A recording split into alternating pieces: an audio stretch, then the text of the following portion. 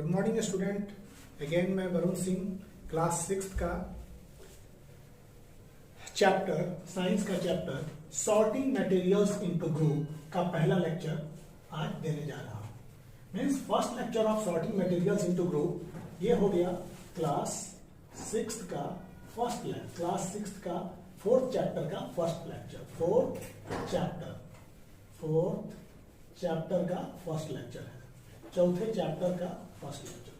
तो sorting materials into group means होता है कि कैसे किसी मटेरियल्स को हम लोग ग्रुप में जगह देते हैं, ग्रुप में स्थान देते हैं, इसको बोलते हैं सॉर्टिंग मटेरियल्स इनटू ग्रुप। तो सबसे पहले हम बात करेंगे ऑब्जेक्ट। ऑब्जेक्ट क्या होते हैं, किसको कहते हैं ऑब्जेक्ट?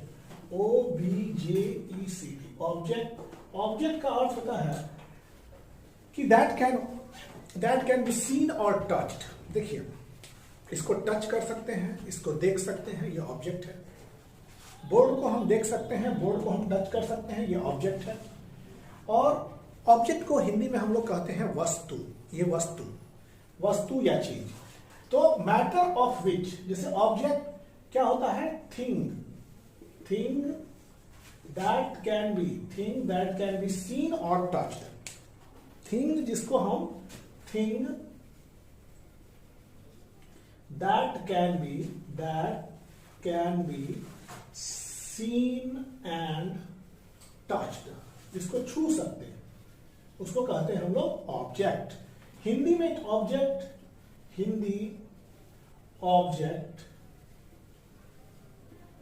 वस्तु कहते हैं या चीज कहते हैं, वस्तु या चीज। और matter of which object is made, जिस मैटर का बना होता है object, matter of which object is made is called material. Object के बाद अगर हम मटेरियल की बात करेंगे, मटेरियल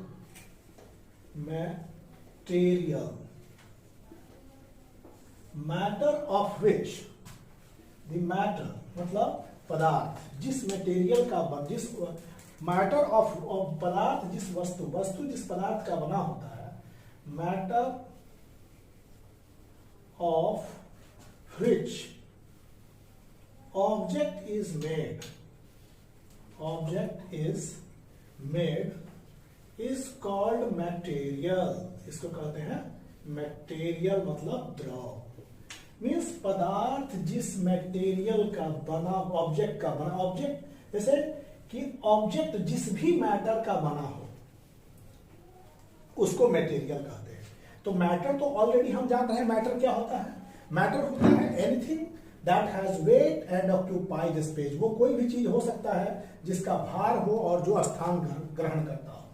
तो ऑब्जेक्ट जो भी मैटर का बना होता है उसको हम मटेरियल कहते हैं। तो हमारे चारों तरफ के ऑब्जेक्ट कौन कौन से ऑब्जेक्ट हम लोग देखते हैं? ऑब्जेक्ट अराउंड अस, हमारे चारों तरफ के ऑब्जेक्ट कौन कौन से हैं? पहला, first, different types of plant and trees. अलग अलग तरह के पौधे और पेड़ को हम लोग देखते हैं। Different types of plant and trees we see. Second, different type of animals,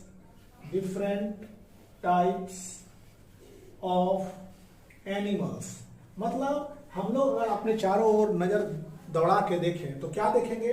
अलग अलग तरह के पेड़ देखेंगे, अलग तरह के पौधे देखेंगे, अलग तरह के जानवर देखेंगे। And so many things will see around our surroundings. हम अपने परिवेश के चारों ओर अगर नजर दौड़ाएंगे तो हम लोग विभिन्न तरह की different thing we will find. Diversity, तो ये डाइवर्सिटी जो है वो डाइवर्सिटी किससे है? ये डाइवर्सिटी में सबसे पहले कि डिफरेंट टाइप ऑफ प्लांट और ट्री। प्लांट भी देखेंगे चारों तरफ तो एक तरह के नहीं देखेंगे, डिफरेंट टाइप्स ऑफ प्लांट देखेंगे हम लोग। और दूसरा, एनिमल भी देखेंगे तो कोई एक वैरायटी के एनिमल नहीं देखेंगे, डिफरेंट वेराइटीज ऑफ एनिमल देखेंगे। बर्ड्स भी देखेंगे तो एक वैरायटी के नहीं देखेंगे, डिफरेंट वेराइटीज के देखेंगे। तो different type of animal, different type of plants. और थर्ड, ऑब्जेक्ट, जैसे कि हम लोग क्या है, ये बोर्ड है, टेबल है, बेंच है, whatever be the non-living objects, और टेबल, बेंच, etc हम लोग जो देखते हैं वो भी ऑब्जेक्ट है। तो these are the object around us what we see on every day, that is we see two type of object mainly concerning that. हम लोग इस बात को देखते हैं कि दो तरह के ऑब्जेक्ट कौन है, एक हो गया प्लांट और दूसरा एनिमल्स। तो प्लांट और एनिमल हम लोग के लिविंग किंगडम से रिलेटेड है। Plant animals are living and so called living object. और अगर टेबल और बेंच की बात करेंगे तो ये नॉन लिविंग है, तो इनको कहेंगे non living object. So object can be placed. Object को हम लोग नेचुरल और सम मैन मेड ऑब्जेक्ट जो है उस आधार पर बांटते हैं। तो ऑब्जेक्ट कैन बी क्लासिफाइड, क्या चीज, या तो नेचुरल और man made. Object around us can be natural और मैन मेड। तो ऑब्जेक्ट कितने तरह से हैं? ऑब्जेक्ट क्लासिफिकेशन ऑफ ऑब्जेक्ट में ऑब्जेक्ट आपके दो तरह के हैं। एक हो गया नेचुरल, पहला हो गया आपका नेचुरल और दूसरा हो गया मैन मेड। आपको ये बता दें, मैन मेड जो भी ऑब्जेक्ट है उसको सिंथेटिक बोलते हैं। सिंथेटिक और भी से आर्टिफिशियल या बनावटी। जो मैन मेड ऑब्जेक्ट है वो आर्टिफिशियल है या सिंथेटिक है। और all these object can be different in shape, size, और ये सब जो है एक दूसरे से क्या में डिफरेंट होंगे, shape and size and colour. ठीक। ऑल ऑब्जेक्ट्स में डिफर, ये क्या करते हैं, differ with each other in, क्या, पहला हो गया शेप, दूसरा हो गया साइज, तीसरा हो गया आपका कलर, ये कलर हो गया, चौथा there are so many ways in which we can differentiate between the objects, shape, size, color and so on, so many things they differ with each other. To understand the object, हम लोग इनको classify करेंगे कैसे, कि अगर मान लीजिए कि आप मार्केट में जाते हैं किसी दुकानदार के पास, तो देखेंगे दुकानदार के पास, उसके पास वेरियस आइटम्स हैं। तो जितने भी आइटम्स हैं उसको उन्होंने अलग अलग ग्रुप्स में रखा है। मान लीजिए कि अगर किसी मॉल में जाते हैं तो वहाँ दाल का अगर है तो दाल के लिए अलग ब्रांच बनाया हुआ है, वहाँ पर केवल दाल रखा हुआ है। अगर जाइएगा फैब्रिक्स के दुकान में तो वहाँ अलग अलग तरह के कपड़े, और हर कपड़े को अलग अलग रेंज में, अलग अलग रूप में उसको अपने सिस्टमैटिक ऑर्डर में उसको सजा के रखा गया है। तो क्या होता है, इस ग्रुप में सॉर्ट करने के लिए सबसे महत्वपूर्ण लाभ ये मिलता है, हम लोगों को सबसे मेजर एडवांटेज ये मिलते हैं कि जो भी चीज अगर किसी दुकान में ग्रुप्स में उसको क्लैरिटी से रखा गया है तो सबसे पहला चीज है कि हम उसको आसानी से ढूंढ पाएंगे। We will find these object easily. अगर मान लीजिए कि आप पढ़ते हैं, suppose that physics, science, Hindi, math, English सब किताब एक ही जगह रख दीजिए, तो उनको खोजने में आपको दिक्कत होगी। अगर साइंस वाली किताब एक जगह पर रखी रही होगी, मैथ वाली एक जगह रखी रही होगी, हिंदी वाली एक जगह रहेगी, और सब बुक अपने अपने पोजीशन पर ग्रुप करके रखा रहेगा, तो वहाँ आपको ढूंढने में आसानी होगा। जैसे कि आप किचन में जाएंगे, चाय पत्ती किसी एक जगह पर है, हल्दी किसी एक जगह पर है, स्पाइसेस किसी एक जगह पर है, तो इसमें क्या होगा कि हमें खोजने में कठिनाई नहीं होती है। और किचन मान लीजिए कि रूम में भी देखिए, बेडरूम अलग है, खाना बनाने वाला किचन अलग है, तो इसमें क्या होता है कि आसानी से हम लोग आइडेंटिफाई कर लेते हैं। We identify easily. So group में सॉर्ट करने के पीछे बहुत एडवांटेज है। अगर हम शॉप मार्केट में जाते हैं तो वहां बहुत तरह के ऑब्जेक्ट को देखते हैं, arrange in groups on the levels, ये सब ग्रुप सेल्फ पर ग्रुप में अरेंज रहते हैं। तो सबसे पहले ग्रुप में अरेंज होने के पीछे क्या बेनिफिट है, और जब एक प्लेस पर रहेंगे, ऑल टाइप ऑफ बिस्कुट एक जगह पर रहेगा, ऑल टाइप ऑफ जूता एक जगह पर रहेगा, और अदर ऑब्जेक्ट जो होंगे अलग अलग जगह पर रखे जाते हैं। तो different object are placed at a different place. तो sorting object into group, classification of object, classification of object की क्लासिफिकेशन करते हैं। The sorting of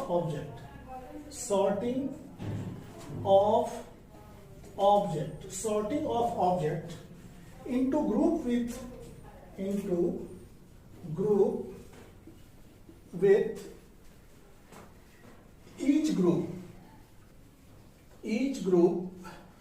having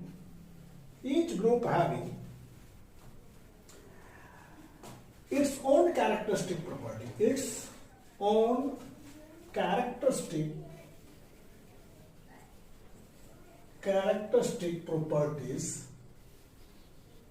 is called classification of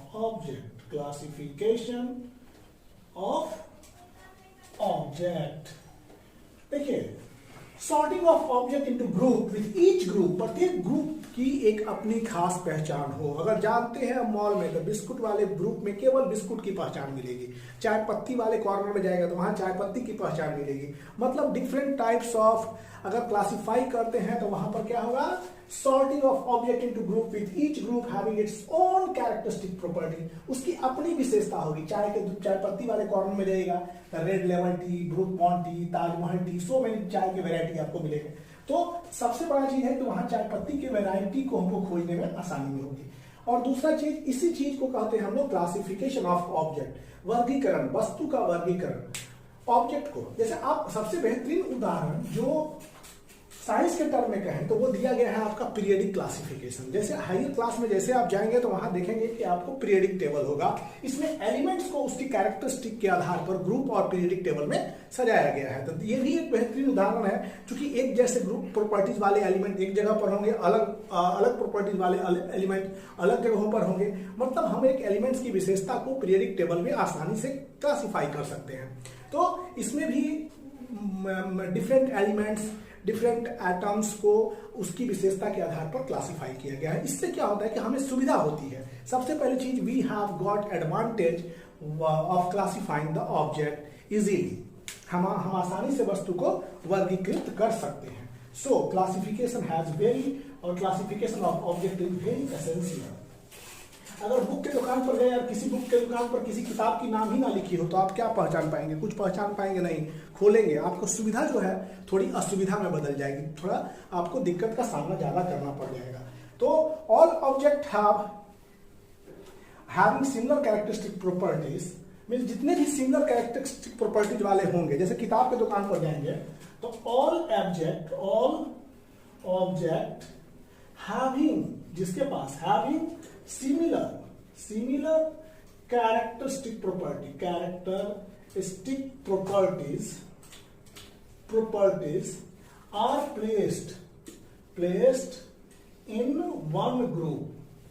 जितने भी एलिमेंट्स हैं और अगर उनकी सिमिलर केमिकल प्रॉपर्टीज के आधार पर देखा जाए, कैरेक्टरिस्टिक प्रॉपर्टीज के आधार पर, तो सिमिलर कैरेक्टरिस्टिक प्रॉपर्टीज वाले को एक जगहों पर रखा जाता है।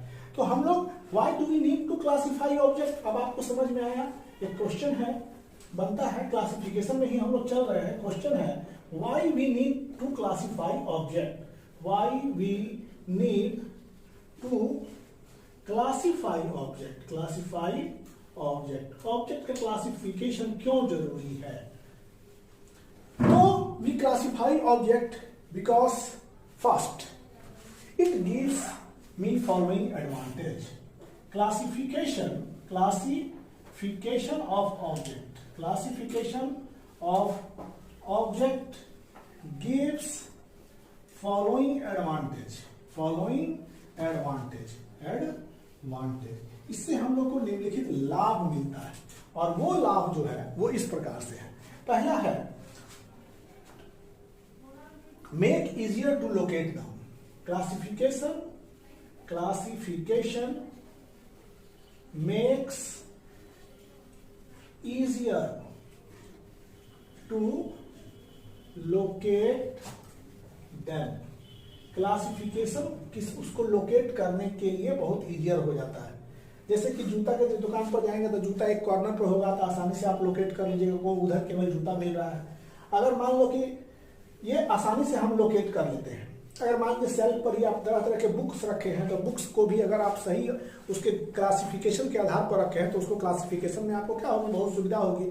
और सबको एक साथ मिला के रखे हैं तो आपको खोजना होगा, लगेगा कि यहाँ रखे हैं कि नहीं रखे हैं। So this is most important thing that अगर आप का क्लासिफिकेशन का एक महत्वपूर्ण एडवांटेज है, classification makes easier to locate them, ये आसानी से हमें लोकेट करने में मदद करता है। और दूसरा जो है वो है हेल्प्स इन अंडरस्टैंडिंग दम, क्लासिफिकेशन क्या करता है, हम लोग को अंडरस्टैंडिंग में भी मदद करता है। Classification helps us in understanding them, इनको समझने में भी क्लासिफिकेशन मदद करता है। Classification also helps in understanding them if you get the idea of one member, that is अगर एक चीज के बारे में हमें आइडिया मिल जाती है तो दूसरे के आइडिया को हम लोग स्वयं पहचान जाते हैं। तो क्लासिफिकेशन हम लोगों को पहचान करने में मदद करता है। If we get the idea of one member, जैसे कि मान लीजिए किसी दुकान पर जाते हैं, जाने के बाद वहाँ वही चीज मिलेगा तो वहाँ हमको आइडिया दूसरे मेंबर के बारे में भी लग जाएगा। तो कोई खास चीज की आइडिया को पहचान करने के लिए क्लासिफिकेशन जरूरी है। तो अब हम लोग चलेंगे बेसिस ऑफ क्लासिफिकेशन, क्लासिफिकेशन का आधार क्या है, what is the basis of classification. अब हम लोग चलते हैं basis of classification. Now we are basis of classification, heading दीजिएगा बेसिस ऑफ क्लासिफिकेशन, क्लासिफिकेशन का आधार, basis of classification. Basis of classification, it is done on the basis of similarities and dissimilarities। मतलब classification का एक महत्वपूर्ण criteria है कि अगर सिमिलैरिटीज होनी चाहिए या डिसिमिलैरिटीज होनी चाहिए। ऑल मेन ग्रुप, तो अब यहां पर on the basis of their similarities and dissimilarities, on the basis of similarities and dissimilarities, all object is classified, all object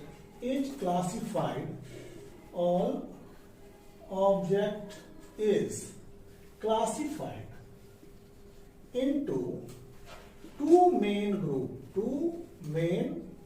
group। देखिए हम लोग देखते हैं कि अगर पूरे बृहद तौर पर क्लासिफिकेशन में चला जाए तो जितने भी ऑब्जेक्ट हैं हम उनको दो भागों में वर्गीकृत करते हैं। All object have been classified into two main groups, that is it is based on the nature that they are similar और डिसिमिलर। तो इसके आधार पर अगर ऑब्जेक्ट का क्लासिफिकेशन किया है तो टू मेन ग्रुप्स में क्या हो गया, पहला हो गया लिविंग और दूसरा हो गया आपका non living, living thing and non living thing. तो क्लासिफिकेशन जितने भी वर्ल्ड में जो ऑब्जेक्ट हैं उनको दो भाग में, ये एक बहुत बड़ा रेंज है क्लासिफिकेशन का। तो एक लिविंग थिंग और दूसरा non living thing. Living thing में कुछ सिमिलैरिटीज हैं, नॉन लिविंग थिंग्स में अपनी ही सिमिलैरिटीज है। नॉन लिविंग थिंग और नॉन लिविंग थिंग में डिसिमिलैरिटीज हैं, तो उस आधार पर इनको क्लासिफाई किया गया है।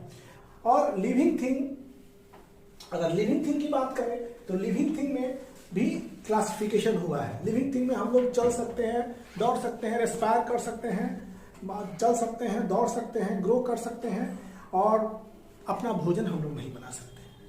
तो living thing have been classified into two main group. पहला एक हो गया प्लांट किंगडम, एक हो गया प्लांट किंगडम और दूसरा हो गया एनिमल किंगडम, दूसरा है एनिमल किंगडम। लिविंग थिंग को दो भाग में बांटा गया है, प्लांट्स एंड एनिमल्स। पहला हो गया प्लांट्स, दूसरा हो गया एनिमल्स। और नॉन लिविंग ऑब्जेक्ट को भी बहुत बृहद स्तर पर बांटा जाता है। तो इनके लिए क्या जरूरी है, नॉन लिविंग थिंग तो रेस्पायर करते नहीं है, रिप्रोड्यूस करते नहीं है, कोई चीज गाना वगैरह गाते नहीं है। तो नॉन लिविंग थिंग का क्लासिफिकेशन का सबसे बेस्ट उदाहरण देखिएगा उनका सेप। नॉन लिविंग थिंग का क्या होगा, सेप, ग्रो करेंगे नहीं। दूसरा साइज, तीसरा हो गया अपीयरेंस, चौथा इनका हो गया हार्डनेस और पांचवा हो जाएगा टेक्सचर। तो नॉन लिविंग थिंग का जो क्राइटेरिया है क्लासिफिकेशन का, colour, shape, size, appearance hardness, texture. These all things are the most important way in which non-living thing can be classified. अब classification can only be done when object have some similarities and dissimilarities. Classification कब हो सकती है? Classification तभी हो सकती है या तो उनके बीच similarities हो या dissimilarities हो, तभी classification संभव है. तो classification can only be done when the object have some similarities or dissimilarities. If all are similar, अगर मान लीजिए हम लोग सब एक ही जैसे होते तो क्लासिफिकेशन की कोई जरूरत नहीं पड़ती. We all human population have same face, same size, same height. Then why we need to classify human being? अब मान लीजिए कि अब जो है, अगर मान लीजिए सेम शेप सेम है, अगर सब डिसिमिलर होता, सब ग्रुप में डिसिमिलर हो जाता, तो सब सारा का सारा ग्रुप जो है वो ही विरूप हो जाता, बिना रूप का हो जाता, बिना कॉमन फीचर का हो जाता. तो वैसे में भी क्लासिफिकेशन जो था डिफिकल्ट था. तो मतलब all similar, if all are similar, if all are similar then क्या वहां क्लासिफिकेशन की जरूरत है? अगर सब कोई सिमिलर हो जाए तो no need of classification, no need of classification.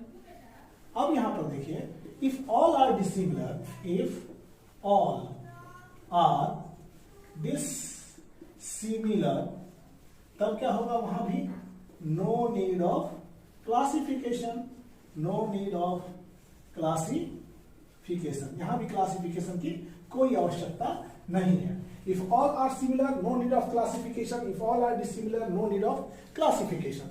तो classification of object as living and non living thing. Living and non living things की क्लासिफिकेशन की बात अब हम लोग करेंगे. Classification of object as living and non living thing.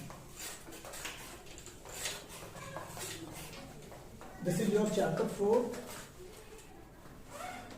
का पहला दिन है. Classification of object as living and non living thing. Classification of object as living and non-living thing. Non-living thing classification करेंगे इसी आधार पर. तो ऑल लिविंग थिंग का बेसिक नीड्स होता है लिविंग थिंग. लिविंग देखिएगा, जितने भी लिविंग थिंग है, लिविंग थिंग के अपने बेसिक नीड्स होते हैं. लिविंग थिंग की अपनी आवश्यकताएं होती हैं. बेसिक नीड्स इसका क्या होता है? बेसिक लिविंग थिंग का बेसिक नीड क्या होता है? तो इसमें होता है, पहला हमें चाहिए पानी, दूसरा चाहिए वाटर, और तीसरा हो गया एंड एयर. क्या इन चीजों को नॉन लिविंग थिंग किसी भी रूप में ग्रहण करता है? नो. नॉन लिविंग को बेसिक नीड, इसका नॉन लिविंग का ये बेसिक नीड्स नहीं हो सकता है. लिविंग लिस्ट अगर देखा जाए तो इसमें लिविंग थिंग में क्या चीज हो? Living thing, what you see living thing जिसके पास रेस्पिरेशन हो. पहला हो गया काउ, दूसरा हो गया डॉग, तीसरा हो गया बर्ड, चौथा हो गया ह्यूमन बीइंग्स जो कुछ कॉमन, जिनको इनको फूड चाहिए. काउ को फूड चाहिए, डॉग को वाटर चाहिए, बर्ड्स को एयर चाहिए, ह्यूमन बीइंग को तीनों चीज चाहिए. तो ऑल लिविंग थिंग्स के लिए ये बेसिक नीड्स का रिक्वायरमेंट जरूरी है. इन तीनों चीज चाहिए. अब देखिए नॉन लिविंग थिंग में, देखिए नॉन लिविंग थिंग, अब किसी भी रूप में बेंच हो गया, अलमीरा हो गया, अलमीरा हो गया, चेयर हो गया, टॉयज हो गए, कंप्यूटर हो गया आपका, कंप्यूटर, तो मोबाइल, स्मार्टफोन. अब देखिए नॉन लिविंग थिंग में किसी भी तरह से, देखिए इसको भोजन नहीं चाहिए, इसको भोजन नहीं चाहिए, इसको भोजन नहीं चाहिए, टॉयज को भोजन नहीं चाहिए, वाटर नहीं चाहिए, एयर नहीं चाहिए. कंप्यूटर को भी भोजन ना एयर ना वाटर की जरूरत होती है. लेकिन मोबाइल और स्मार्टफोन को भी वाटर फूड की जरूरत नहीं होती है. You know, food, water, air is not required by mobile phone और स्मार्टफोन, इन्हें केवल रिचार्ज की जरूरत होती है। तो ये समझ में आ गई बात, mobile phone, smartphone do not require food, air, water और air, and so they are under the non living thing. ये इसलिए क्या है, नॉन लिविंग थिंग है।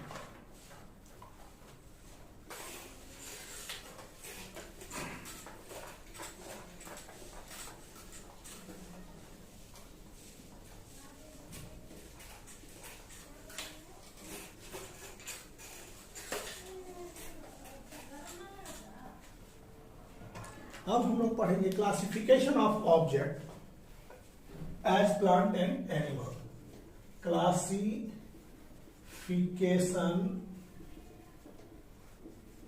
Of object as plants and animals.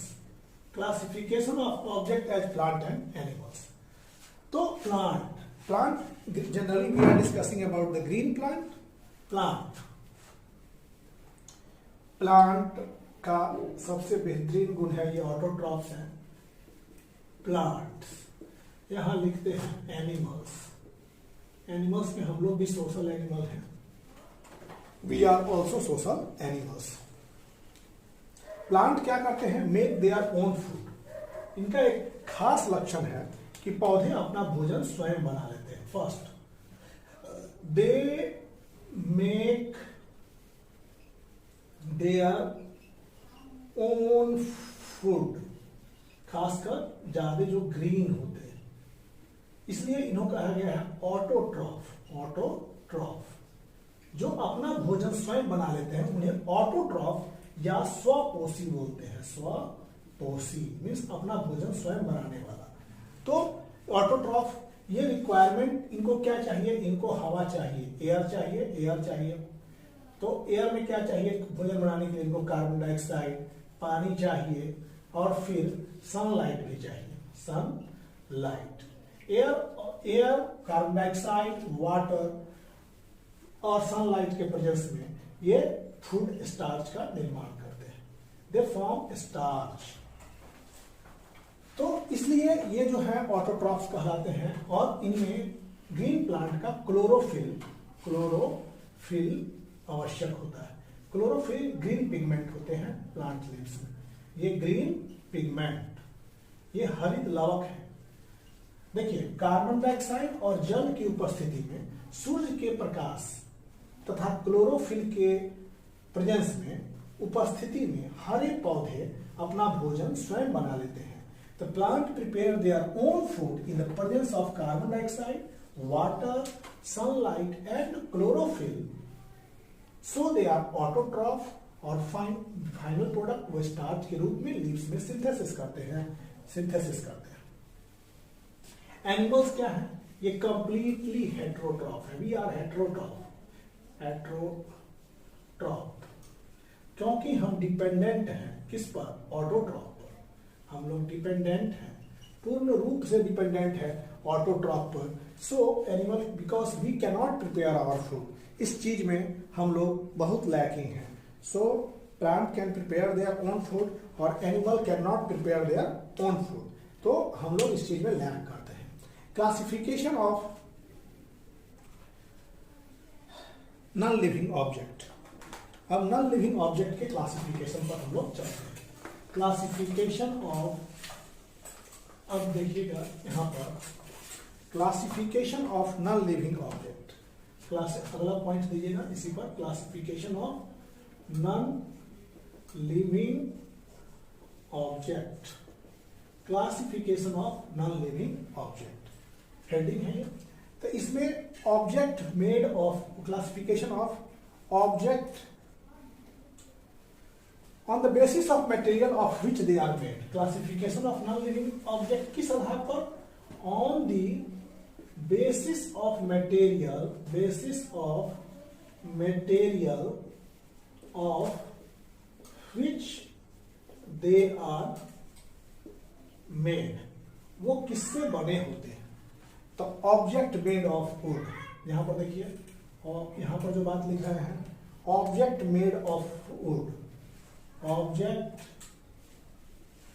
Made of would, object made of metal, object made of metal, object made of glass, object जो glass का बना हुआ है, यहां object made of glass, object made of plastic. तो इसमें हम लोग चलेंगे made of glass. Object made of would में फर्स्ट है चेयर, पहला हो गया आपका चेयर, दूसरा हो गया टेबल, तीसरा हो गया बेंच, चौथा हो गया बेड, पांचवा आपका है डोर। ये सब लकड़ी के बनते हैं। Chair is also made of would, table is also made of would, bench is also, bed is also made. Object made of metal, metal में कांटी, कांटी देखे हैं, nail, nail is made of metal. Utensils जो बर्तन होते हैं, utensils, वो भी metal मतलब धातु, ये धातु के बने होते हैं। Utensils made of metal, made of metal मतलब धातु। मैग्नेट मेटल के बने होते हैं। कॉइल जैसे कि कॉपर का, तांबा का कॉइल वगैरह सब जो बना रहता है तांबा का। अब इसमें देखिए ग्लास के क्या बनते हैं, बीकर, टेस्ट ट्यूब, ये बीकर बन गए, टेस्ट ट्यूब बन गया, टेस्ट ट्यूब जिसमें हम लोग एक्सपेरिमेंट करते हैं। फनेल भी आपका बन जाता है आपका ग्लास का। और दर्पण, मिरर, जिसमें हम लोग चेहरा देखते हैं, दिस इज ऑल्सो है ग्लास। अब इसमें जितना भी प्लास्टिक में है उसमें mug, jug, table, mug, jug, glass, toys, these all are made up of plastics। तो चेयर, टेबल, बेंच, बेड भी से वुड के बने हुए हैं, मतलब एक मटेरियल के इतने सारे ऑब्जेक्ट बने हैं। ये मेटल्स के इतने सारे ऑब्जेक्ट बन सकते हैं, ग्लास के इतने सारे हो सकते हैं, प्लास्टिक के इतने सारे। तो ये ऑब्जेक्ट जो है मतलब on the material of which they are made, इस आधार पर यहाँ पर लिखा गया है। अब हम लोग इस पॉइंट के बाद चलेंगे कि मटेरियल, व्हाट इज मटेरियल। अब मटेरियल की चर्चा करेंगे हम लोग।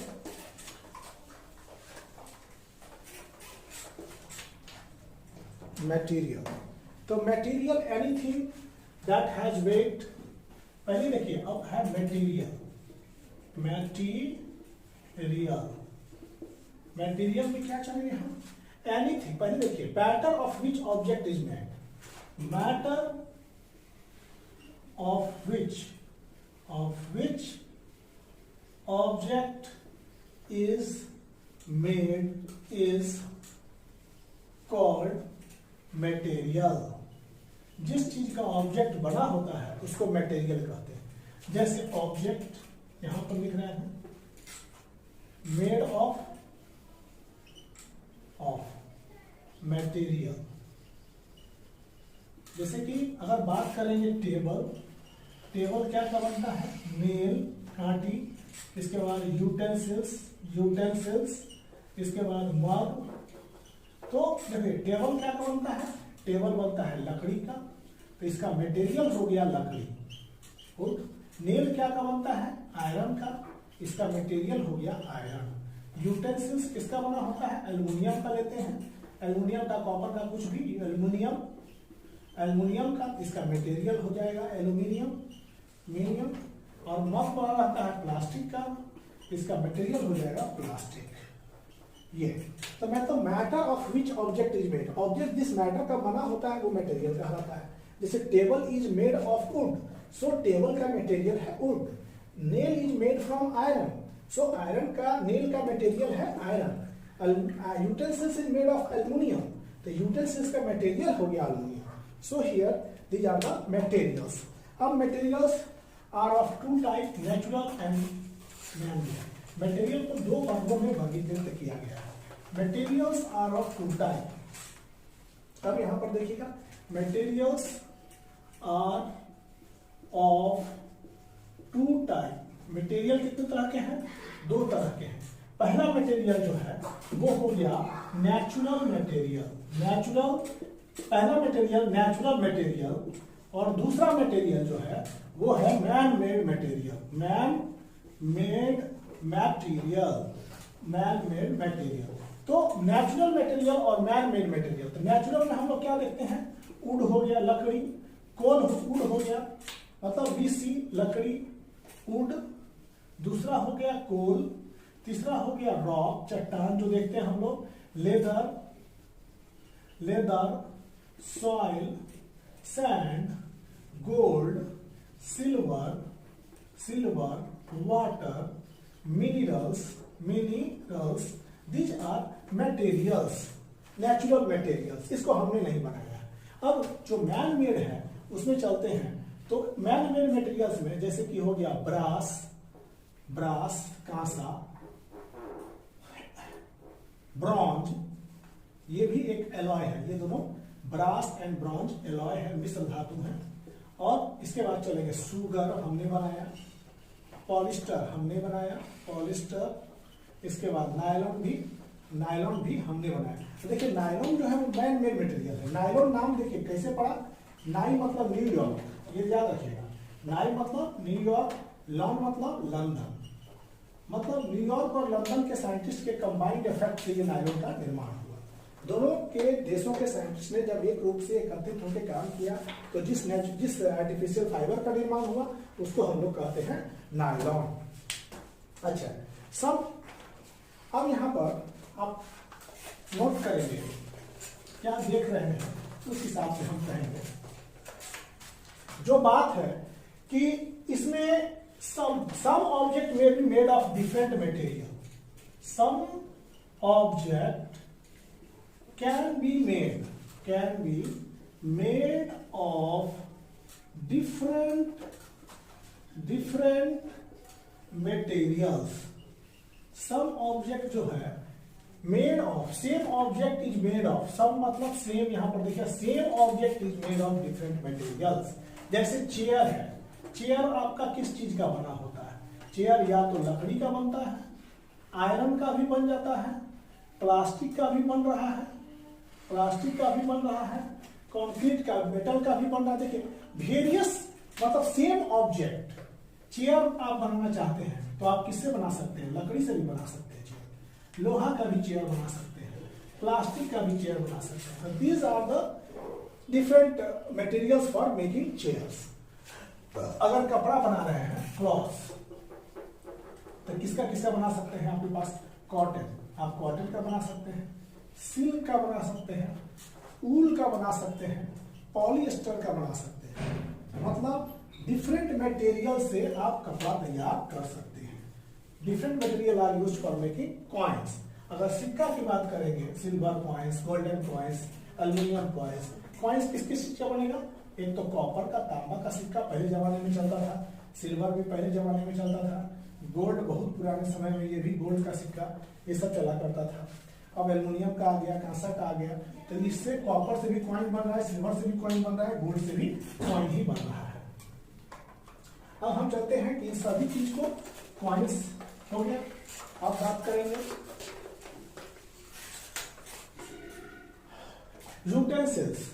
यूटेंसिल्स बर्तन, यूटेंसिल्स ये किस चीज का बन रहा है, आयरन का भी कढ़ाई देखे होंगे आप, इसके बाद कॉपर का भी देखे होंगे ग्लास जग, इसके बाद एल्युमिनियम का देखे हैं बर्तन, एल्युमिनियम मतलब मोस्टली मेटल, सिल्वर का देखे होंगे मेटल बर्तन। तो ये यूटेंसिल्स इससे बने होते हैं। अब डिफरेंट काइंड ऑफ ऑब्जेक्ट, अब पहले था मटेरियल्स, अलग अलग मटेरियल से एक object, different kind of object. अब यहां पर हम लोग देखेंगे डिफरेंट काइंड, अलग अलग मटेरियल से डिफरेंट टाइप ऑफ ऑब्जेक्ट था। एल्युमिनियम से यूटेंसिल्स मींस डिफरेंट मटेरियल से वन ऑब्जेक्ट। ये क्या था, ये डिफरेंट मटेरियल से बना एक ऑब्जेक्ट आयरन, यूटेंसिल्स। ठीक, अब क्या करेंगे, different kind of object, different kind of object, अलग तरह के ऑब्जेक्ट से एक ही मटेरियल से, फ्रॉम वन मटेरियल, एक मटेरियल से डिफरेंट काइंड ऑफ ऑब्जेक्ट। एक मटेरियल से जो डिफरेंट काइंड ऑफ ऑब्जेक्ट है वो है वुड। वुड क्या है? एक मटेरियल है और इससे आप क्या बनाते हैं? टेबल, टेबल बनाते हैं, चेयर बनाते हैं, चेयर बनाते हैं, डोर्स बनाते हैं, विंडोज बनाते हैं, डोर्स बनाते हैं, आप इससे डोर्स बनाते हैं, विंडोज बनाते हैं, विंडोज। दीज ऑल थिंग्स आपके बनते हैं वुड से। दूसरा है ग्लास। एक हो गया ग्लास। ग्लास से क्या बनता है? ग्लास बनता है टम्बलर। ये क्या बनता है? टम्बलर बनता है ग्लास से। टम्बलर के बाद मिरर बनता है आपका ग्लास से। मिरर के बाद विंडो पेन बनता है। विंडो पेन बनता है आपका ग्लास से। विंडो पेन के बाद पाइप्स बनता है आपका ग्लास से। यूटेंसिल्स, यूटेंसिल्स बनता है आपका ग्लास से। बहुत सारा चीज। आयरन से क्या बनता है? आप देखेंगे आयरन से बनेगा nail, nail, bucket, bucket, machines, machine बन गया, पाइप बन गया, पाइप्स, etc। कॉपर से उसी तरह से कॉटन से क्या बनेगा? Cotton is also material. Cotton से बनेगा पिलो, मैट्रेस, तोशक, क्विल्ट, कंबल बन जाएगा। These all things made from cotton. Paper से क्या बन जाता है? पेपर से बनता है आपका बुक्स, नोटबुक, नोटबुक बन जाएगा आपका। और न्यूज़पेपर बनेगा, न्यूज़ पेपर बन जाएगा। कैलेंडर बन जाता है, ये कैलेंडर, कैलेंडर, कैलेंडर बन जाएगा। तो ये पेपर से आपका बनके तैयार होगा। अब देखिए प्रॉपर्टीज ऑफ मटेरियल्स पे हम चलते हैं।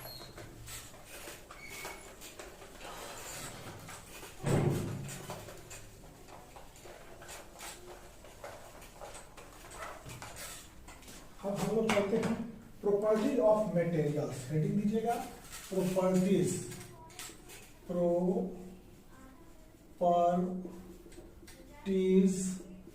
Of materials. Properties of materials की बात करेंगे। डिफरेंट मटेरियल्स में डिफरेंट प्रॉपर्टीज होती है। Different materials are different properties. मतलब वुड की प्रॉपर्टीज अलग होगी, लोहा की प्रॉपर्टीज अलग होगी। एवरी मटेरियल्स देखिएगा, हर मटेरियल्स की अलग अलग प्रॉपर्टीज होगी। वुड अलग प्रॉपर्टी वाला होगा, लोहा अलग, तांबा अलग। तो different materials are different properties. यहाँ पर different materials have different properties, different properties, different materials की different properties होगी। अब material to make particular object based on properties which are suitable for the purpose for which object is used। जैसे मान लीजिए कि अगर हम वाटर को स्टोर करना चाहते हैं तो मटेरियल किसी ऑब्जेक्ट को बेस्ड ऑन द प्रॉपर्टीज, चीज से भी मटेरियल किसी ऑब्जेक्ट के लिए अगर हम तैयार कर रहे हैं, किस पर्पस के लिए तैयार कर रहे हैं, वो बहुत जरूरी है। अगर मान लीजिए कि हम पानी को रखने के लिए मटेरियल तैयार कर रहे हैं तो वो कॉटन में तो रख नहीं सकते हैं। मान लीजिए कपड़ा में अगर हम पानी डालेंगे तो कॉटन कपड़ा से क्या होगा? पानी फ्लो कर जाएगा। तो उसके लिए वो मटेरियल नहीं है to hold water. Water leak out from the piece of cloth. Water क्या होगा? अब different material to make particular object, for particular object, यहां पर नोट कीजिएगा particular, for particular object based on the properties, based on the properties which are suitable for the purpose, which are suitable for the purpose, for the purpose, किसके लिए कौन suitable है? For the purpose for which object to be used, for which object to be used, for which object to be used. तो मतलब कि किस तरह water को अगर कॉटन में रखेंगे तो नहीं रखा पाएगा, वाटर को अगर हम पॉकेट में डाल के चले तो नहीं चल पाएगा, वाटर को अगर हम ले जाएंगे जब भी तो वो मेटल्स के बर्तन होने चाहिए, जैसे तांबा के बर्तन हो गया, एल्युमिनियम का बर्तन हो गया, प्लास्टिक का हो गया, तो उसमें हम वाटर को होल्ड करने की कैपेसिटी है। They can hold the water molecules. So water के लिए बेस्ट मटेरियल है आपका मेटल्स, मेटल से बने object.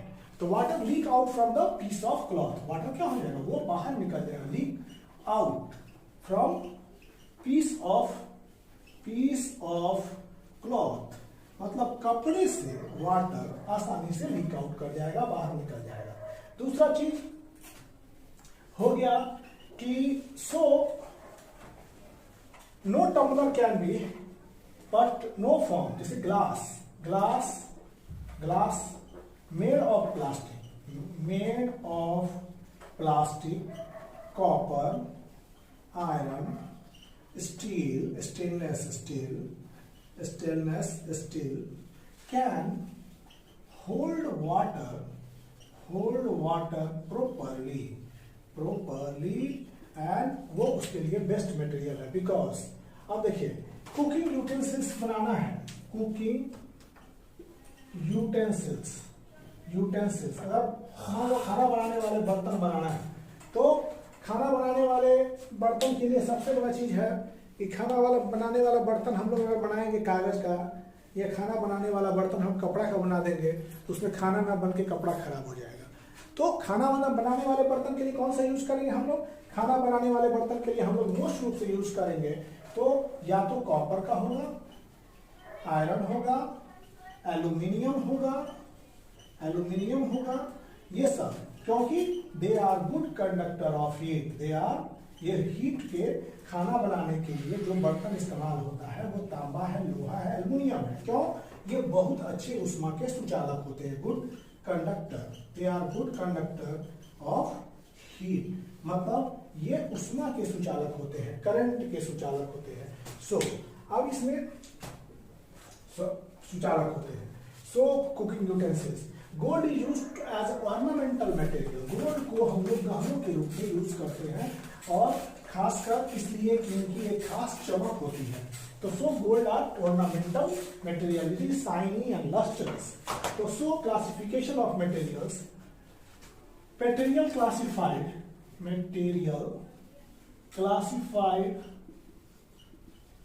on the basis of properties के आधार पर मटेरियल क्लासिफाइड। तो material classified on the basis of property, सबसे पहला प्रॉपर्टी है इसका, पहला अगर देखेंगे तो उनका अपीयरेंस कैसा है, अपीयरेंस कैसा है। दूसरा क्या है, उनका हार्डनेस और सॉफ्टनेस हो जाएगा, हार्डनेस एंड सॉफ्टनेस। तीसरा है आपका सॉल्युबिलिटी और इनसॉल्युबिलिटी इन वाटर। आपका फोर्थ पॉइंट है हैवीनेस और लाइटनेस, हैवीनेस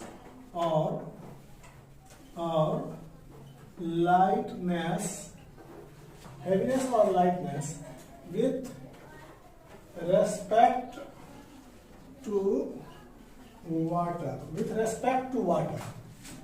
पांचवा ट्रांसपेरेंसी, ट्रांसल्यूसेंसी एंड ओपेकनेस। और लास्ट छठा है, सबसे पहला चीज है देखिए कि देखने में कैसा है, अपीयरेंस। मटेरियल का क्लासिफिकेशन, अपीयरेंस मतलब देखने में कैसा है, हार्ड है कि सॉफ्ट है प्रॉपर्टीज में, सॉल्युबल है कि इनसॉल्युबल है वाटर में, पानी से भारी है या पानी से हल्का है। अगर ट्रांसपेरेंट मतलब पारदर्शी है या पारभासी है या अपारदर्शक है। ट्रांसल्यूसेंसी मतलब अपारदर्शी और ट्रांसपेरेंसी मतलब पारदर्शी, जिसके आर पार देखा जा सके। तो इस आधार पर हम लोग मटेरियल को क्लासिफाई किए हैं। तो पहला चीज है classification on the basis of appearance. पहला हम लोग चलेंगे on the basis of appearance. Appearance मतलब देखने में कैसा है, चमकीला है कि बिना चमकीला है, इसके आधार पर। तो मटेरियल हैविंग, अपीयरेंस में चलेंगे क्या, मटेरियल हैविंग लस्टर, एक हो गया इसका मटेरियल, इसमें हो गया मटेरियल हैविंग लस्टर। इसमें चमक, मटेरियल में चमक है कि नहीं। तो चमक वाला मटेरियल में कौन कौन चलेगा? सबसे पहला नाम तो गोल्ड का आता है, फिर सिल्वर का आता है, फिर कॉपर का आता है, फिर अल्युमिनियम का आता है, मीडियम का आता है, इसके बाद आता है आयरन है, मेटल एलॉय है, धातु का मिश्र धातु एलॉय, इसके बाद है स्टेनलेस स्टील, स्टेनलेस स्टील भी आते हैं आपके, इसके बाद एंड डायमंड आता है एक फिर इसके नाम पर। डायमंड एक जो नेचुरल सब्सटेंस है जो कि बहुत ज्यादा ब्रिलियंस होता है, इससे बहुत चमकीला होता है। इलेक्ट्रॉप्स ऑफ कार्बन है ये क्रिस्टलाइन इलेक्ट्रॉप्स ऑफ कार्बन। डायमंड क्या है? क्रिस्टलाइन एलोट्रॉप्स ऑफ कार्बन, मतलब कि कार्बन का रवेदार रूप, अपरूप। इलेक्ट्रॉप्स मतलब अपरूप। हार्डेस्ट नेचुरल सब्सटेंस नोन, जिसको बोलते हैं हम लोग hardest natural substance known, lustre के आधार पर। और जिसके पास लस्टर नहीं है, देखे हैं, पेपर हो गया आपका, सैंड हो गया आपका, कार्डबोर्ड हो गया आपका, कार्डबोर्ड, इस आधार पर हम लोग मैटर को क्लासिफाई करते। डायमंड के पास शाइनिंग अपीयरेंस होता है। अब एक क्वेश्चन है, find the odd one out from the following, इसमें से बाहर छांटिए चमकीला और अचमकीला पदार्थ में से। Find the odd one out of the following, find the odd one out of the following. इसमें से देखते हैं क्या कर रहे हैं आप। क्वेश्चन है ए एल्युमिनियम, बी आयरन, सी गोल्ड, डी सिल्वर, ई कॉपर, एफ सैंड। इसमें कौन इन लोगों में मैच नहीं कर सकता है? एल्युमिनियम। तो इसमें मैच कौन नहीं कर रहा है? सैंड। ये सब मेटल है, देखिए सारे के सारे क्या है? Metals. These all are metal. और सैंड क्या है? ये सिलिकॉन ऑक्साइड है, ये मेटल नहीं। Sand is not a metal. Sand जो है सिलिकॉन और ऑक्सीजन से मिलकर बना है, तो ये मेटल नहीं है। इसको ऑड वन आउट में रखेंगे हम लोग। अब इसमें classification of a material on the basis of hardness, classification of material on the basis of hardness, hardness के आधार पर मटेरियल का क्लासिफिकेशन। तो all materials are grouped into hard and soft. तो मटेरियल अगर लिखेंगे यहाँ पर मटेरियल, तो मटेरियल में दो तरह की मटेरियल होगी, एक होगा हार्ड मटेरियल और एक हो जाएगा soft material. Hard material and soft material. तो इसमें क्या होगा? प्रॉपर्टीज ऑफ मटेरियल में हार्ड और सॉफ्ट में चलेंगे। हार्ड कैसे पहचानेंगे? मान लीजिए कि देखिए, अगर हम किसी आयरन के आर्टिकल्स को लेते हैं, ये देखिए आयरन का आर्टिकल्स है, अगर इसको हम टच करते हैं तो ये किसी भी तरह से बेंड नहीं होगा। तो बेंड नहीं हो रहा है, कंप्रेस नहीं हो रहा है, तो ऐसे मटेरियल को हम लोग कहेंगे हार्ड मटेरियल। तो हार्ड मटेरियल मतलब उनका अपीयरेंस टच होने पर टूटे नहीं, तो वो कहेंगे हम लोग हार्ड मटेरियल है। और दूसरा चीज कि इजीली कंप्रेस, इसको स्क्रैच नहीं हो सकता। आयरन पर आप स्क्रैच जल्दी नहीं दे सकते। जैसे मान लीजिए इस पर अगर स्क्रैचिंग करने लगे, scratching, no scratching comes out, इसको माउल्ड करके दूसरे रूप में ढाल नहीं सकते हैं। तो ये सब जो हो गया हार्ड मटेरियल्स हो गया। तो हार्ड मटेरियल्स में कौन कौन आ गए? हार्ड मटेरियल्स में आपके आ गए आयरन, पहला हो गया हार्ड मटेरियल में आयरन हो गया, आपका बोन हो गया, टीथ हो गया, ये सब हार्ड मटेरियल है। Iron, bone, teeth, silver, copper, gold, ठीक, steel, wood, steel, stone, brick, ये सब हार्ड मटेरियल हो गया। Diamond is the hardest natural substance. और सबसे हार्ड में चलेंगे तो diamond is hardest natural substance known. Diamond क्या है? हार्डेस्ट नेचुरल सब्सटेंस नोन है। अब material of which can be easily compressed, जिस मटेरियल को हम आसानी से कंप्रेस कर सकते हैं। देखिए कंप्रेस, जो आसानी से कंप्रेस हो, जिसमें स्क्रैचिंग आ जाए, तो समझिए कि वो सॉफ्ट मटेरियल है। Material which can be easily compressed. अब यहां पर देखेंगे material which can be easily compressed, is called soft material. Soft में क्या हो गया? Material which can be easily compressed, जिसको आसानी से दबाया जा सके। इसमें क्या हो जाएगा? इसमें स्क्रैचिंग आ जाएगा। स्क्रैचिंग जैसे कि खोदते हैं तो आ जाता है, रुखापन आ जाता है, स्क्रैचिंग आ जाता है, ठीक। वैसे मटेरियल को हम लोग सॉफ्ट मटेरियल कहते हैं। On the basis of solubility, जैसे फेदर हो गया आपका, फेदर पंख हो गया, FEATHER, फेदर पंख हो गया। आपका त्वचा, स्किन इज ऑल्सो सॉफ्ट, जैसे कि ऐसे खोलिएगा इस पर स्क्रैचिंग आ जाता है। तो स्क्रैचिंग जहां आ जाता है या जो कंप्रेसिबल हो जाते हैं, तो वैसे मटेरियल्स को हम लोग soft, this materials are called soft materials. तो सॉफ्ट मटेरियल में स्क्रैचिंग आ जाना, कंप्रेसिबिलिटी का होना, these are the condition for the soft material. तो स्किन सॉफ्ट मटेरियल है आपका, फेदर सॉफ्ट मटेरियल है आपका, तो these are known as soft material. और on the basis of solubility, अब है on the basis of solubility, solubility के आधार पर इसका क्लासिफिकेशन हम लोग कर रहे हैं। तो सॉलिबिलिटी के आधार पर जो क्लासिफिकेशन है, हम लोग देखते हैं कि सम सब्सटेंस, कुछ सब्सटेंस जो होते हैं, some substance are soluble in water, some are not। जैसे मान लीजिए कि ग्लास के टम्बलर में अगर आप सॉल्ट डाल रहे हैं, क्या डाल रहे हैं? सॉल्ट डाल रहे हैं, सॉल्ट, तो ये सॉल्युबल हो जाएगा। सॉल्ट मतलब सोडियम क्लोराइड, ये एडिबल सॉल्ट है, खाने वाला नमक, एडिबल सॉल्ट। अगर मान लीजिए कि वाटर में अगर कॉमन सॉल्ट डाल रहे हैं, salt so called common salt also, खाने वाला नमक डाल रहे हैं तो आसानी से घुल जा रहा है, तो हम कहेंगे कि नमक जो है पानी में घुल गया। दूसरे शब्दों में अगर हम बात करें चीनी की, तो चीनी को अगर हम पानी में डालते हैं तो पानी में चीनी इजिली घुल जाता है, मतलब पूरा हर जगह एकदम समान हो जाता है, होमोजीनियस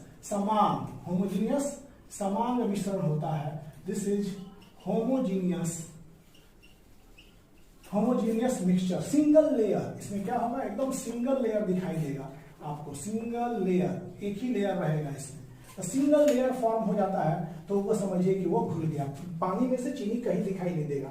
अगर ग्लास में, शीशे के ग्लास में चीनी और पानी को घुलिएगा तो केवल पानी आपको दिखाई देगा, चीनी का no fraction will be seen with your naked eyes. आपकी खुली आंखों से चीनी का थोड़ा सा भी अंश दिखाई नहीं देगा। तो कहेंगे क्या कि sugar is soluble in water. उसी तरह से नमक को अगर शीशे के ग्लास में रख के उसमें पानी डाल के घोलेंगे तो नमक भी पानी में पूरी तरह से घुल जाएगा। अगर आप नेकेड आइज से देखना चाहेंगे उस नमक के पार्टिकल्स को, तो नमक का पार्टिकल्स आपको दिखाई नहीं देगा, तो हम कहेंगे salt is soluble in water। तो solubility हो गई। There are certain substances which are insoluble in water। तो जैसे कि मान लीजिए mustard oil, you have seen mustard oil. Mustard oil मतलब सरसों का तेल, सरसों का तेल। हो सकता है इस एक्सपेरिमेंट को हम कर करके दिखाएं। तो मस्टर्ड ऑयल, अगर मान लीजिए कि पानी है, इसमें पानी डाल लीजिए और पानी डाल लीजिएगा, तो इसमें अगर सरसों का तेल डाल देते हैं तो सरसों का तेल जो होगा वो एक सेपरेट लेयर बना देगा, वो घुलेगा नहीं पानी में, फॉर्म्स सेपरेट लेयर। ये क्या बना देगा? फॉर्म्स सेपरेट लेयर, ये अलग दूसरा लेयर ही बना देगा, सेपरेट लेयर। तो मस्टर्ड ऑयल क्या है? Mustard oil is insoluble in water. Mustard oil पानी में नहीं घुलता है, घी पानी में नहीं घुलता है। These are insoluble substance. तो soluble substance will dissolve in water और insoluble will not dissolve in water. जैसे कि चॉक पाउडर अगर डालेंगे, चॉक का पाउडर, चॉक पाउडर,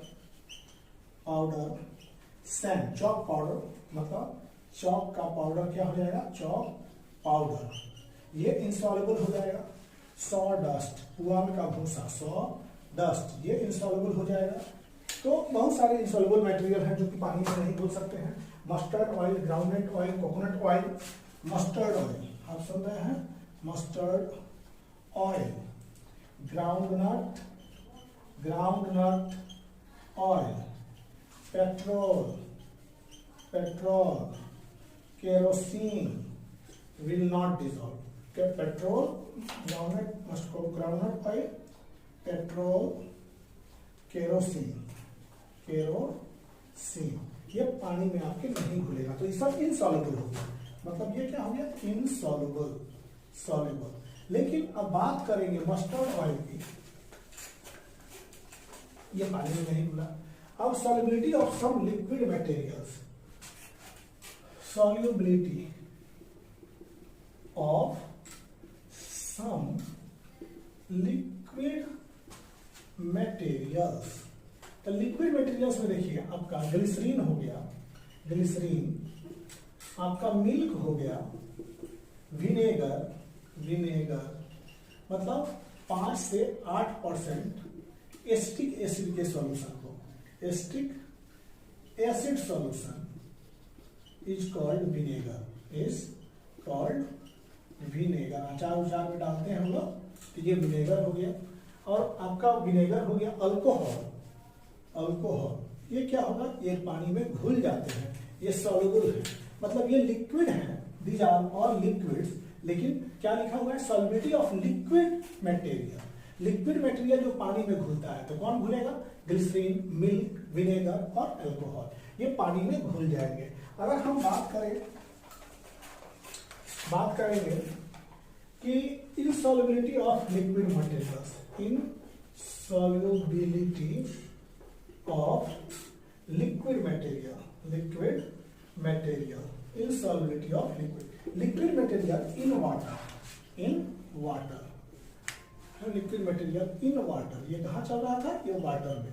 तो वाटर में इनसॉल्युबिलिटी ऑफ लिक्विड मटेरियल में देखिए mustard oil plus water, insoluble, insoluble हो गया।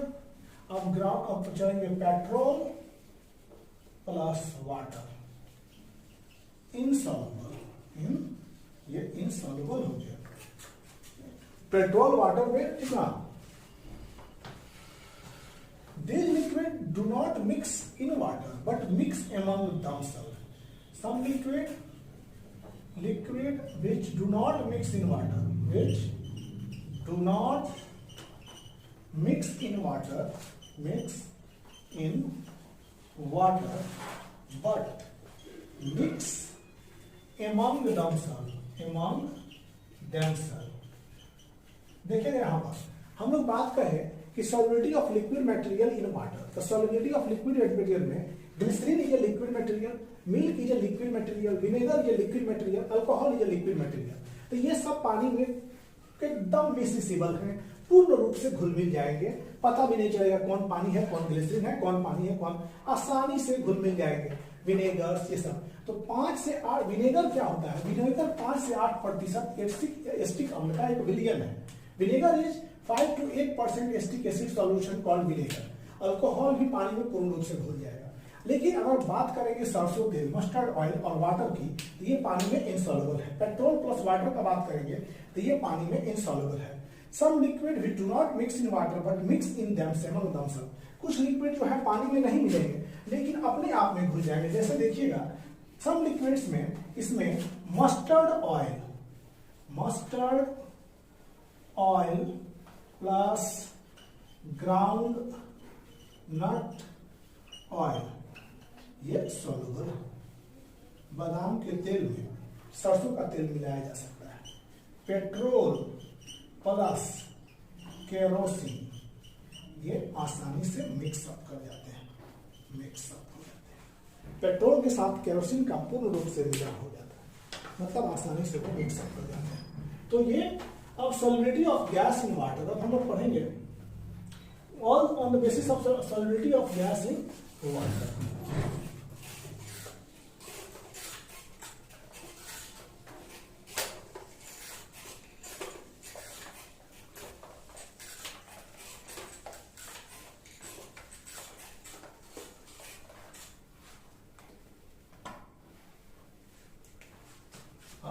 Heading solubility of gas in water, solubility of gas in water, some gas dissolve in water। यहां पर एक पॉइंट फैक्ट है कि some gas, यहां पर देखिएगा some gases dissolve in water। तो जो गैसें पानी में डिजॉल्व हो जाती हैं उन गैस में कौन कौन से गैस आपके हैं? पहला हो गया ये ऑक्सीजन, दूसरा हो गया कार्बन डाइऑक्साइड। कैसे? ऑक्सीजन का कैसे अनुमान लगाएंगे आप? तो जितने भी पानी के अंदर रहने वाले जीव हैं, जैसे कि हम लोग बात करेंगे मछली के बारे में, तो मछली क्या होती है? वो पानी में रहती है, मछली जल की रानी भी है, मछली पानी में रहती है। तो ये मछली जो है वो क्या होती है? वाटर में रहती है। तो वाटर में कैसे रहती है कि पानी में घुले हुए ऑक्सीजन को वो लेती है। तो fish takes water that is dissolved in water. Fish takes oxygen that is dissolved in water, जो कि पानी में घुला हुआ है, डिसॉल्व्ड इन वाटर। मतलब फिश पानी में घुले हुए ऑक्सीजन को लेती है। तो रेस्पिरेशन के दौरान छोड़ती कौन सा गैस होगी? Carbon dioxide. तो and gives out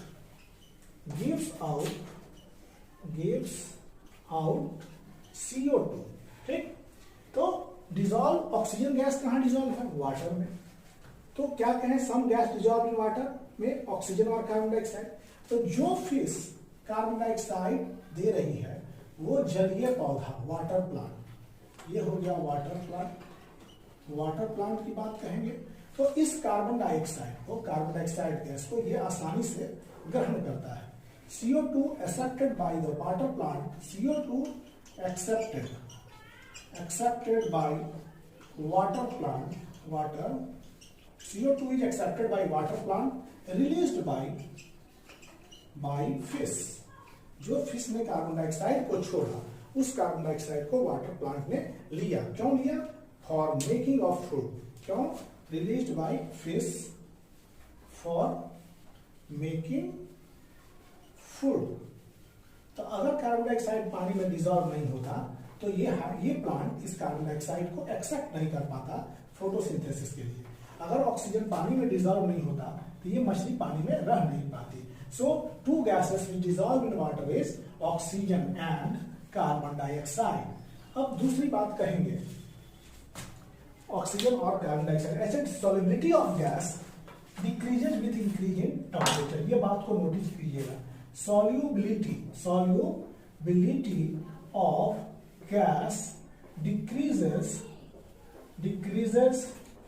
with increase in temperature. Solubility of gas क्या होगा? डिक्रीज करता है टेम्परेचर बढ़ने के साथ साथ। वैसे भी देखिएगा, वैसा जगह पर जहां पर पानी में टेम्परेचर ज्यादा हो वहां मछली ज्यादा नहीं रहेगी। क्यों?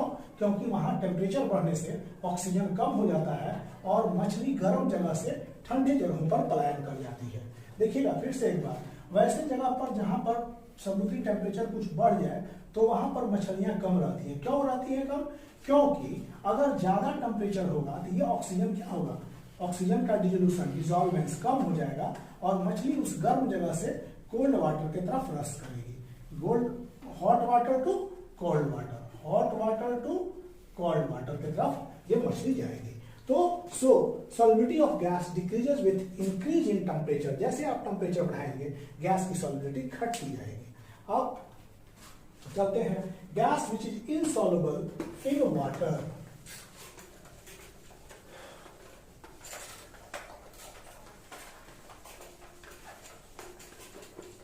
अब बात करेंगे हम लोग गैस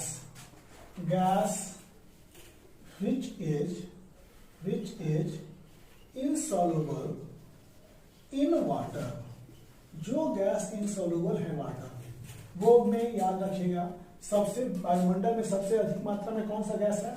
नाइट्रोजन। तो ये nitrogen is insoluble in water.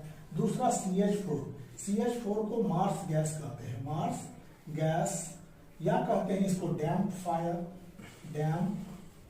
Fire, इसको बोलते हैं डैम्प फायर। तो मार्स गैस मतलब दलदल की जगहों पर ये पाया जाता है, इसलिए इसका नाम मार्स गैस है। कोयला वाले खानदानों पर भी ये पाया जाता है, इसलिए मार्स गैस है। मीथेन और N2 जो है नाइट्रोजन